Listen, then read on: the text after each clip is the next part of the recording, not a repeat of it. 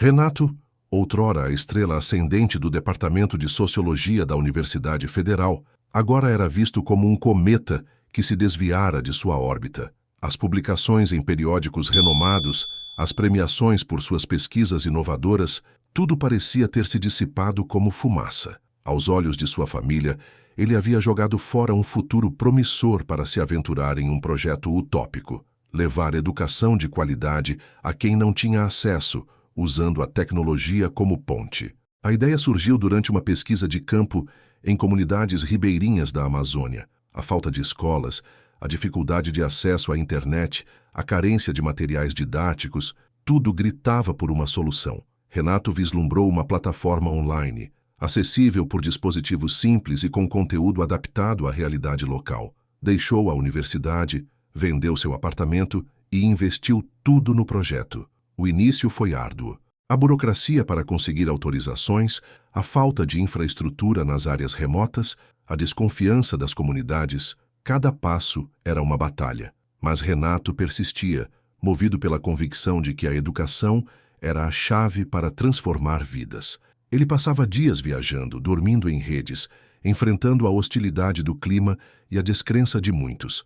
Enquanto isso, a pressão familiar aumentava. Seu irmão, o renomado doutor Ricardo, cirurgião cardiovascular com consultório em São Paulo, não perdia a oportunidade de alfinetá-lo. Renato, você tem tanto potencial. Por que desperdiçar sua inteligência com essa fantasia? Podia estar ganhando dinheiro, construindo um patrimônio. Sua irmã, a doutora Carolina, juíza estadual respeitada por sua integridade e pulso firme, compartilhava da mesma opinião. Você precisa ter os pés no chão, Renato. A vida não é um conto de fadas. Estabilidade é fundamental. As comparações eram constantes, como facas afiadas que cortavam sua autoestima. Ricardo, o médico bem-sucedido, com sua casa luxuosa e carro importado. Carolina, a juíza exemplar, com sua carreira sólida e prestígio social. E ele, Renato, o ex-professor que trocara o conforto da academia pela incerteza das estradas, o homem que, aos olhos da família, havia fracassado. Seus pais, antes orgulhosos de suas conquistas acadêmicas, agora demonstravam uma preocupação que beirava o desespero. "Meu filho, você está definhando", dizia sua mãe com os olhos marejados. "Seu pai e eu só queremos o seu bem. Volta para a universidade. Reconstrói sua vida." Seu pai, um engenheiro aposentado, sempre pragmático, tentava convencê-lo com argumentos racionais. "Essa sua ideia é nobre, mas irrealizável. Você precisa ser mais realista." Renato tentava explicar a importância de seu projeto, o impacto que ele já estava causando nas comunidades, a esperança que ele estava levando a crianças e jovens. Mas suas palavras pareciam se perder no ar, como se a família estivesse presa em uma realidade paralela, onde o sucesso era medido apenas em cifras e títulos. Ele se sentia incompreendido, isolado em sua própria família. A casa de campo, outrora um refúgio de alegria e união, agora se tornara um palco de tensões e cobranças. A reunião familiar, marcada para aquele dia, era a culminação de meses de pressão. Ele sabia que seria um confronto, uma tentativa desesperada de intervenção para trazê-lo de volta à vida normal. Renato sentia cada fibra de seu ser tensionada. A plataforma educacional, batizada de Pontes do Saber, era mais que um projeto. Era a materialização de seus ideais, a crença de que a educação podia romper barreiras geográficas e sociais. No entanto, a realidade se impunha com crueldade. Os recursos financeiros minguavam, a conexão de internet nas áreas rurais era instável, e a equipe, reduzida a um pequeno grupo de voluntários apaixonados, se desdobrava para manter o projeto vivo. Enquanto Renato lutava contra os obstáculos, a família intensificava a pressão. As ligações dos pais tornaram-se mais frequentes e carregadas de súplicas. "Renato, meu filho, volta para casa", implorava sua mãe, a voz embargada. "Estamos preocupados com você.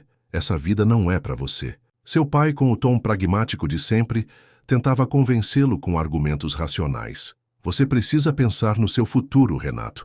Essa sua aventura não vai te levar a lugar nenhum." A casa de campo, palco da reunião familiar iminente, ecoava em sua mente como um campo de batalha. Ele sabia que enfrentaria um verdadeiro tribunal, onde seria julgado por suas escolhas e condenado à normalidade. A perspectiva o angustiava profundamente. A irmã, Carolina, Não fazia questão de esconder seu desdém. Em conversas telefônicas raras, sua voz cortante zombava de sua teimosia. Renato, você é um idealista ingênuo, dizia ela com um tom de superioridade. Acha mesmo que vai mudar o mundo com essa sua plataformazinha?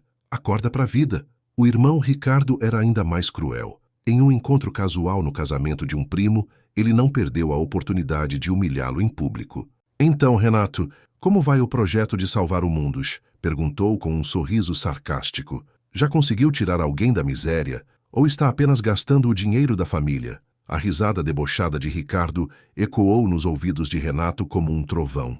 O sentimento de inadequação o consumia. Ele se sentia um estranho em sua própria família, um pária que ousara desafiar as expectativas e trilhar um caminho diferente. A comparação com os irmãos bem-sucedidos era inevitável e dolorosa. Ricardo, o médico renomado, admirado por todos. Carolina, a juíza exemplar, respeitada por sua integridade.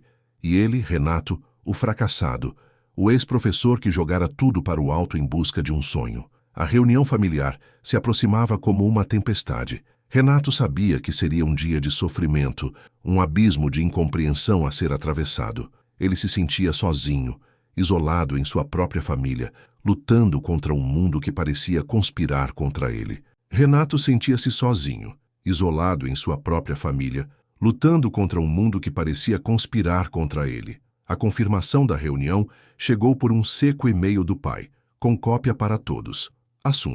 Assunto familiar urgente. O corpo da mensagem era breve e direto.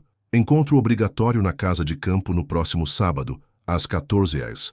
Assunto de grande importância. Compareçam. Não havia espaço para dúvidas ou desculpas. A casa de campo, outrora refúgio de alegres verões em família, agora se erguia em sua mente como um tribunal. As paredes de pedra pareciam observá-lo com severidade, as janelas envidraçadas, refletindo seu próprio rosto tenso e preocupado. Ele imaginava a cena. O pai sentado à cabeceira da mesa, com sua postura imponente e olhar reprovador. A mãe ao seu lado, com a voz embargada de preocupação. Ricardo, o médico bem-sucedido, com seu sorriso condescendente, e Carolina, a juíza implacável, com suas palavras afiadas como facas. A atmosfera na casa de campo era palpável, carregada de uma tensão que podia ser cortada com uma faca. O silêncio era interrompido apenas pelo tic-tac do relógio na parede da sala de estar, um lembrete constante da passagem do tempo e da inevitabilidade do confronto. Renato chegou pontualmente às 14 horas, encontrando todos já reunidos. O pai o cumprimentou com um aceno frio, a mãe com um abraço apertado e silencioso. Ricardo e Carolina apenas assentiram, sem sequer esboçar um sorriso. A sala de estar, com sua lareira imponente e móveis de madeira maciça, parecia ainda maior e mais opressiva do que ele se lembrava. As fotos de família nas paredes, retratando momentos felizes do passado, contrastavam cruelmente com a atmosfera pesada do presente. Renato sentou-se em uma poltrona, sentindo o peso dos olhares sobre ele.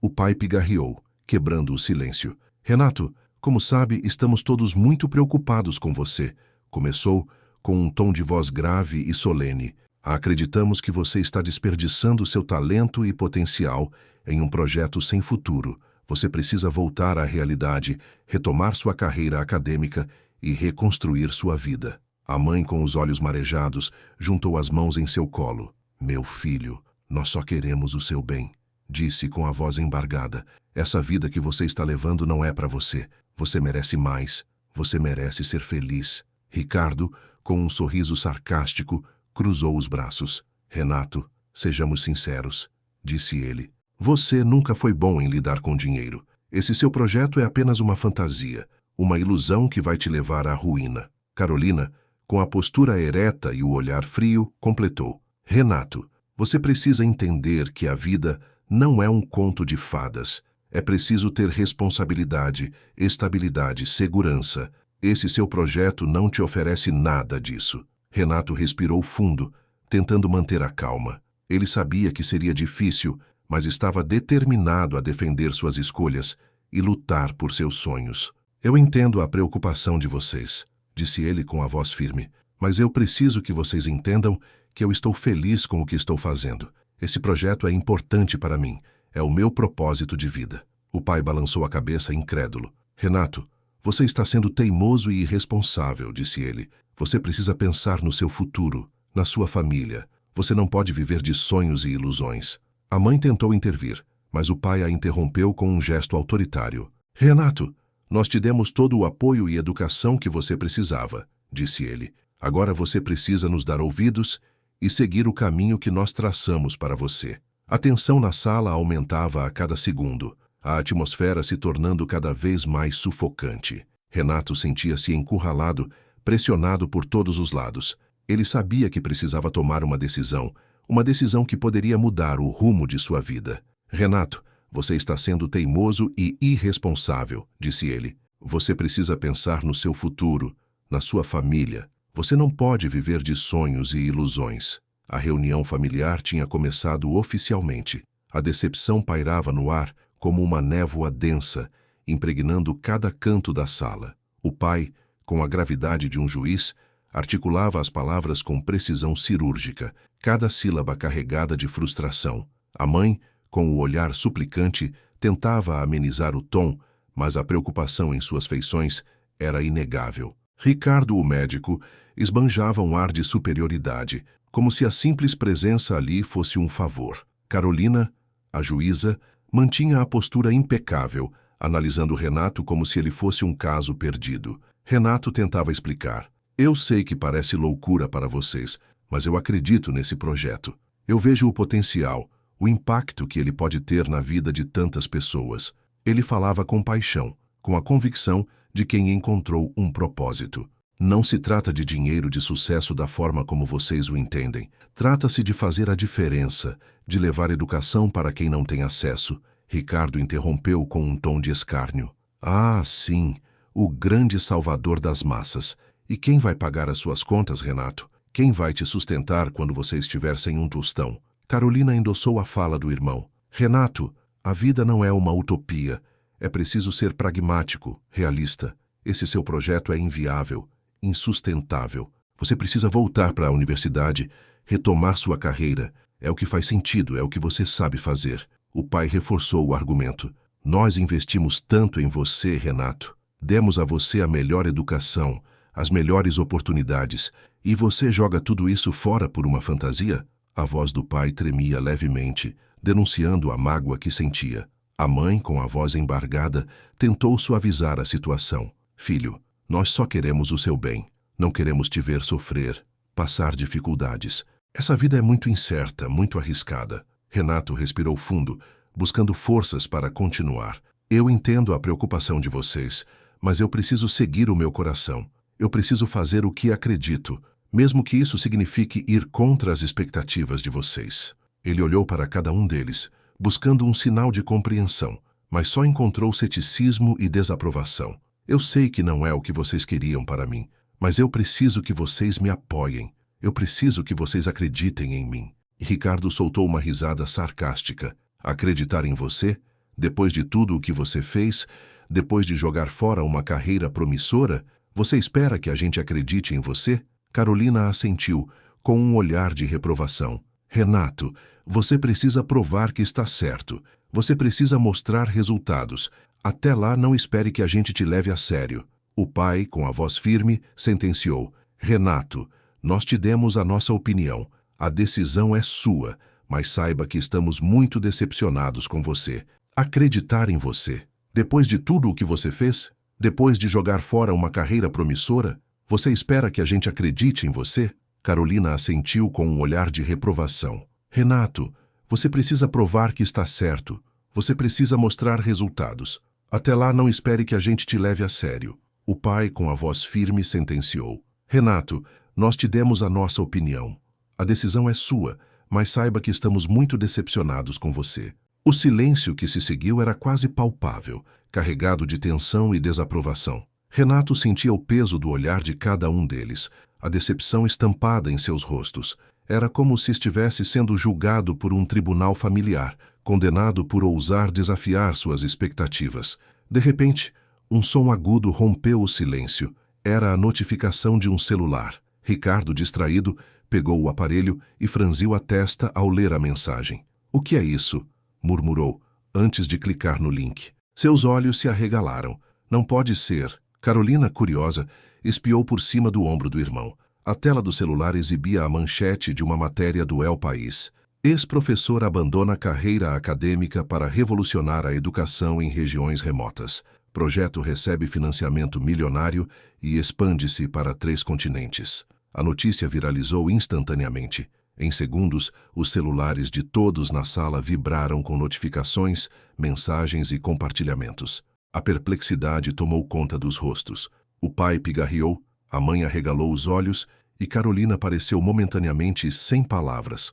A matéria detalhava o impacto social do projeto de Renato, mostrando fotos e vídeos de crianças em comunidades isoladas, tendo acesso à educação através da plataforma. A ONG europeia era citada, elogiando a visão e a dedicação de Renato em levar tecnologia de baixo custo e conectividade adaptada para quem mais precisava. O financiamento milionário era apenas o começo, segundo a reportagem.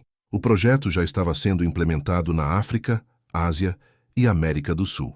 O silêncio que se instalou na casa de campo era denso, quase palpável. A notícia pairava no ar como uma bomba, desfazendo em segundos a atmosfera de reprovação e decepção que antes dominava o ambiente. Ricardo ainda segurava o celular, a tela iluminando seu rosto atônito. Carolina, ao seu lado, parecia ter perdido a voz, os olhos fixos na tela. O pai, sentado à cabeceira da mesa, pigarreou, mas nenhum som saiu. A mãe, sempre mais expressiva, arregalou os olhos, as mãos tremendo levemente. A magnitude do sucesso de Renato, antes tão desprezado, agora se revelava em toda a sua grandiosidade. A plataforma educacional, antes vista como um projeto utópico e sem futuro, agora era reconhecida internacionalmente, impactando a vida de milhares de pessoas em 3 continentes. O financiamento milionário, a matéria no El País, tudo isso transformava Renato, aos olhos da família, de um fracasso a um visionário. Carolina, que momentos antes zombava da teimosia de Renato, foi a primeira a quebrar o silêncio. Renato, começou, a voz hesitante. Eu não sabia. Eu não fazia ideia da dimensão do seu projeto. Ela se levantou e caminhou em direção ao irmão, um olhar de admiração genuína em seus olhos. É incrível o que você está fazendo, de verdade. Eu sempre soube que você era inteligente, mas isso é muito mais do que eu jamais imaginei. Tentou esboçar um sorriso, um tanto sem jeito. Parabéns, Renato, de verdade. O pai, ainda sentado à mesa, observava a cena em silêncio. A emoção era visível em seu rosto, as linhas de expressão marcadas pela preocupação suavizando-se aos poucos. Ele se lembrou das inúmeras vezes em que questionou as escolhas do filho, das noites em claro preocupado com o seu futuro. Agora via ali diante de seus olhos a prova de que Renato estava certo, de que ele havia encontrado o seu caminho, um caminho que o fazia feliz e que, acima de tudo, fazia a diferença no mundo. As palavras de desaprovação, as críticas, tudo parecia tão distante, tão pequeno diante daquele momento. Um nó se formou em sua garganta, impedindo-o de falar. Ele apenas assentiu, um pedido de desculpas silencioso nos olhos, um reconhecimento tardio da genialidade do filho. Parabéns, Renato. De verdade. Um silêncio constrangedor pairou no ar, quebrado apenas pelo leve crepitar da lareira. Renato observava a irmã incrédulo. Carolina, a juíza implacável, a defensora da ordem e da tradição, o parabenizando por algo que, até poucas horas atrás, era motivo de chacota. Ele desviou o olhar para o pai, que permanecia sentado à mesa, o rosto marcado por uma mistura de emoção e arrependimento. Ricardo, por sua vez, evitava o contato visual, ocupado em examinar as unhas, um rubor discreto colorindo suas bochechas. Então, a mãe se aproximou. Dona Helena sempre fora a mais sensível da família, embora também a mais preocupada com as aparências. Ela segurou a mão de Renato, um brilho diferente nos olhos. Meu filho, disse, a voz embargada, eu sempre soube que você era especial. Talvez eu não tenha entendido o seu chamado, mas agora eu vejo. Você está fazendo a diferença no mundo, e eu me orgulho muito de você. Renato sentiu um nó na garganta. As palavras da mãe o atingiram em cheio, dissipando parte do ressentimento que o consumia há anos. Ele sabia que o apoio dela era sincero, um reflexo da mudança de perspectiva que a notícia havia provocado em toda a família. Mãe, ele começou, mas a voz falhou. Dona Helena sorriu, um sorriso doce e reconfortante. E sabe de uma coisa, meu filho? Eu quero ajudar. Essa próxima fase do seu projeto deve ser muito complicada, não é? Logística, organização, deixe isso comigo. Eu posso te ajudar a colocar tudo em ordem. A oferta pegou Renato de surpresa.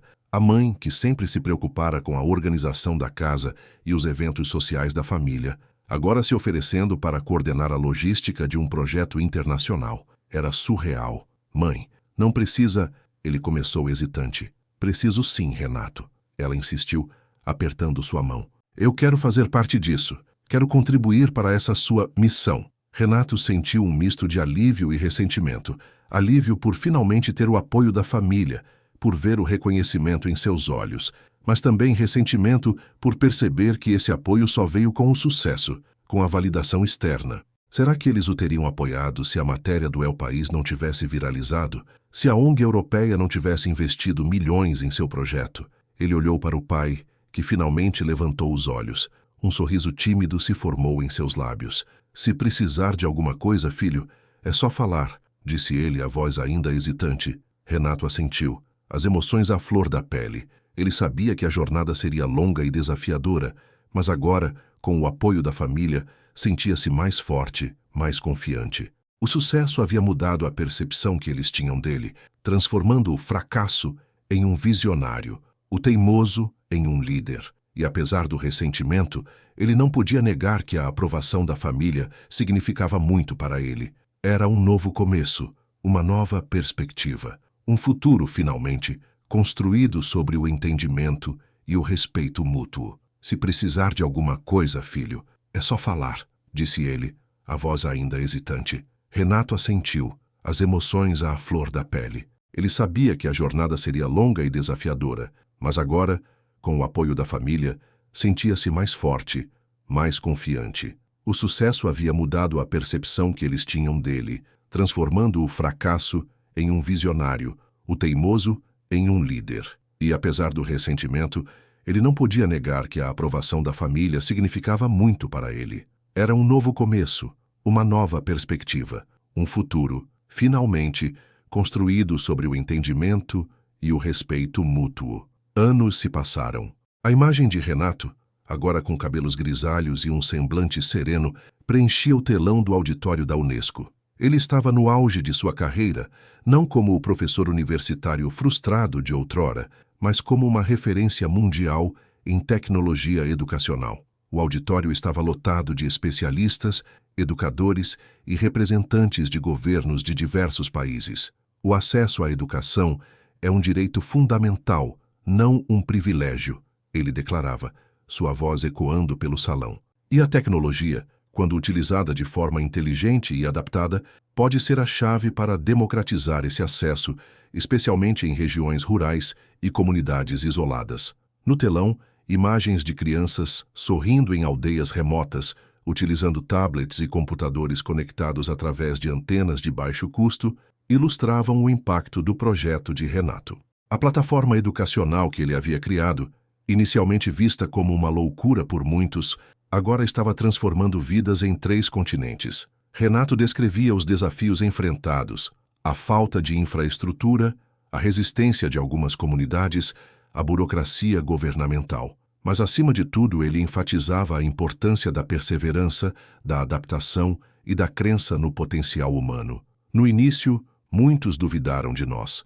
Ele admitia, um sorriso discreto nos lábios. Diziam que era impossível levar tecnologia para lugares tão remotos, que as pessoas não estariam interessadas, que o projeto não seria sustentável. Mas nós persistimos, adaptamos a tecnologia às necessidades locais, criamos conteúdo relevante e culturalmente sensível e mostramos às comunidades que a educação pode ser uma ferramenta poderosa para transformar suas vidas.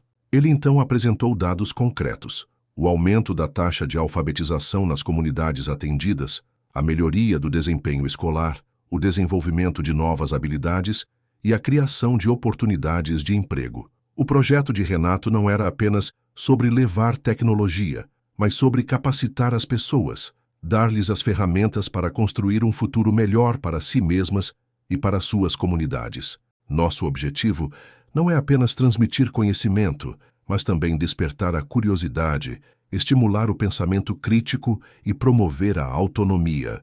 Ele explicava: queremos criar uma geração de jovens que sejam capazes de enfrentar os desafios do século XXI, que sejam inovadores, criativos e engajados com o mundo ao seu redor. Ao final da palestra, uma salva de palmas ensurdecedora ecoou pelo auditório. Renato sorriu, sentindo uma profunda sensação de realização. Ele havia provado a todos que estavam errados que era possível construir um legado significativo, mesmo quando todos duvidavam. Ele havia transformado o declínio em um trampolim para o sucesso, a teimosia em uma virtude, o fracasso em uma inspiração.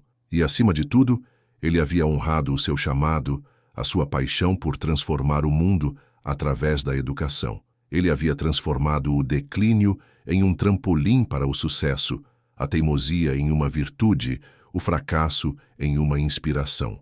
E, acima de tudo, ele havia honrado o seu chamado, a sua paixão por transformar o mundo através da educação.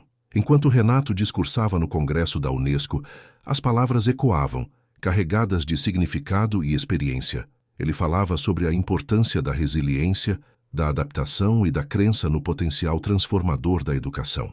A plateia, composta por especialistas, educadores e líderes de diversos países, ouvia atentamente, inspirada pelo relato de sua jornada.